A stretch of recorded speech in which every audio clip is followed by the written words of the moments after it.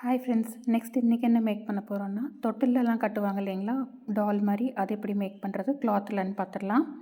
கலரோ டிசைனோலாம் எதுவும் எடுக்கல. வீட்டில் ஆல்ரெடி ஸ்டிச் பண்ண ட்ரெஸ்லேருந்து கொஞ்சம் கொஞ்சம் வேஸ்ட்டு பிட்டு துணி வந்துட்டு மீதி இருந்தது.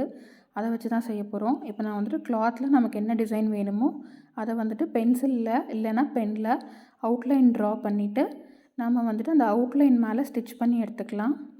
அவுட்லைன் ட்ரா பண்ணும்போது உங்களுக்கு என்ன சைஸ் வேணுமோ அந்த சைஸுக்கு வந்துட்டு அவுட்லைன் இருக்க மாதிரி ட்ரா பண்ணிக்கோங்க. அண்ட் கிளாத் வந்துட்டு கொஞ்சம் சைடில் எக்ஸ்ட்ரா கிளாத் வர்ற மாதிரி நமக்கு ஸ்பேஸ் வேணும். அப்போ தான் கட் பண்ணி எடுக்க முடியும். அதனால் அதுக்கு தகுந்த மாதிரி கிளாத் அட்ஜஸ்ட் பண்ணி ட்ரா பண்ணி எடுத்துக்கோங்க.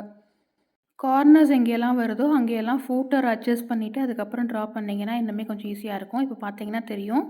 இப்போது நம்ம இந்த இடத்துல ஸ்டிச் பண்ணதுலேருந்து 1/2 இன்ச் விட்டு கட் பண்ணி எடுத்துக்கலாம். அண்ட் நம்ம 1/2 இன்ச் விட்டுருக்கோம் இல்லையா, அந்த இடத்துல எங்கேயெல்லாம் டர்னிங்ஸ் வருதோ அங்கேயெல்லாம் ஸ்லிட்டு மாதிரி கட் பண்ணிக்கலாம். நான் இப்போ ஆல்ரெடி ஒரு சர்க்கிள் ரெடி பண்ணி வச்சுருக்கேன். இதுலேயும் பார்த்திங்கன்னா ஸ்லிட்டு கட் பண்ணியிருக்கேன்.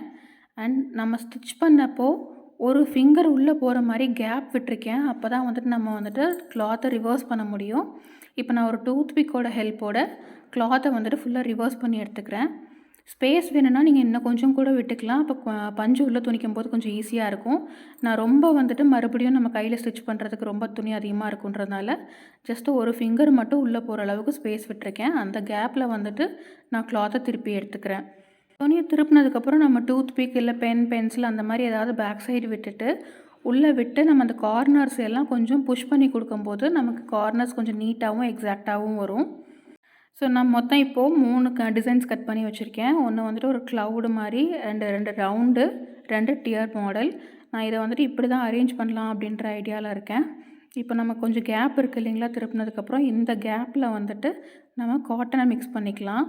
இது வந்துட்டு இந்த டாய்ஸ்குள்ளே எல்லாம் வைப்பாங்க அந்த மாதிரியான காட்டன் தான். இப்போது பெட்டு, தலகாணி அந்த இதுக்கெல்லாம் கூட வச்சுருக்காங்க.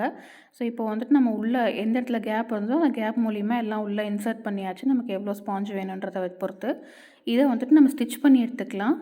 எந்த இடத்துல கேப் இருந்ததோ அங்கே மட்டும் நம்ம ஊசி நூல் வச்சு ஸ்டிச் பண்ணி எடுத்துகிட்டு அப்படியே இந்த ஷேப்பில் வந்துட்டு அரேஞ்ச் பண்ண போகிறோம். அரேஞ்ச் பண்ணுறதுக்குமே நான் பார்த்தீங்கன்னா நூல் தான் எடுத்திருக்கேன். வேறெல்லாம் ஒன்றும் எடுக்கல. ஊசியில் நூல் கோர்த்து ஸ்டிச் பண்ணி எடுத்திருக்கேன். அவ்வளோதான். ஓகே ஃப்ரெண்ட்ஸ், இந்த வீடியோ உங்களுக்கு பிடிச்சிருந்தா மறக்காமல் லைக் பண்ணிவிடுங்க.